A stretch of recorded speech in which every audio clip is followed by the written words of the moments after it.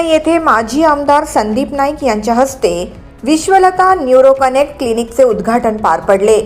Doctor Ram भाग्यवंत व doctor Deepali Sangle भाग्यवंत यांच्या माध्यमातून मेंदूच्या विकाराने त्रस्त लहान मुले तसेच प्रौढांवर उपचार केले जाणार आहेत। विश्वलता न्यूरो कनेक्टच्या माध्यमातून न्यूरोलॉजीचे तज्ज्ञ एकाच छताखाली उपलब्ध असल्याने निश्चितच रुग्णांना योग्य सेवा मिळणार आहे। डॉक्टर राम भाग्यवंत यांनी आपली भावना व्यक्त करताना यावेळी सांगितले की कोपरखैरनेमधील हे पहिले न्यूरोलॉजी क्लिनिक आहे जेथे मेंदू या आजारात संबंधित सर्व कंडिशन हँडल केल्या जातील। कोपरखैरणे मधलं हे पहिलं क्लिनिक आहे ज्यामध्ये न्यूरोलॉजिस्ट अडल्ट आणि चाइल्ड असे दोन्ही प्रकारचे न्यूरोलॉजिस्ट फुल टाइम अवेलेबल असतील। सो आम्ही फ्रॉम चाइल्डहुड टिल अडल्टहुड सर्व कंडिशन सोबत हँडल करणार। लाईक लहान मुलांच्या condition doctor Deepali will tell you, as a adult neurologist I will tell you few conditions which I will handle.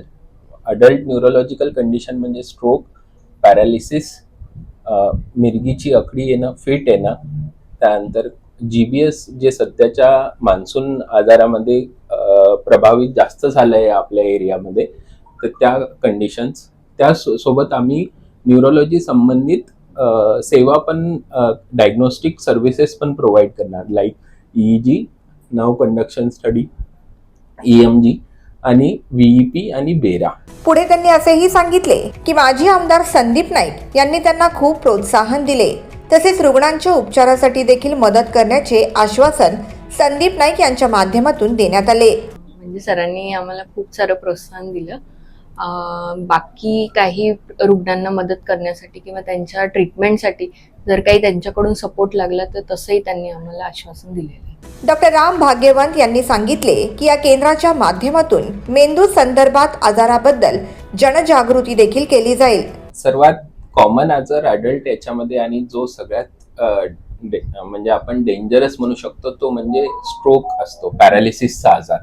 हा आजार आपल्या याच्यामध्ये खूप कॉमन आहे आणि या आजाराचं सध्याच्या लोकांमध्ये तेवढी अवेअरनेस नाहीये की हा आजाराचा मरीज जर हॉस्पिटलमध्ये विदिन 4.5 तास जर पोहोचला तर आपण त्यांच्यासाठी एक रक्त पातळ करण्याचं इंजेक्शन देऊन तो आजार आपण रिव्हर्ट करू शकतो। सो हे सगळं अवेअरनेस पण आम्ही इथे या माध्यमातून प्रोव्हाइड करायचा प्रयत्न करूया। मुलांना जन्मतः जे आजार आहेत तसेच स्वमग्नता यावर निश्चितच या केंद्रात उपचार केले जातील असे डॉक्टर दीपाली सांगळे भाग्यवंत यांनी सांगितले।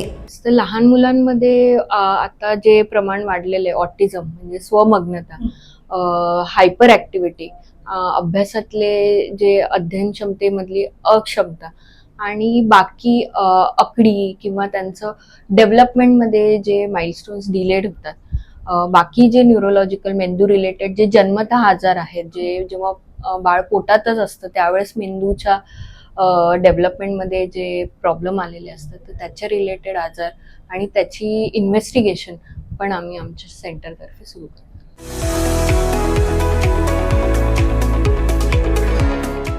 Bureau report, the metro.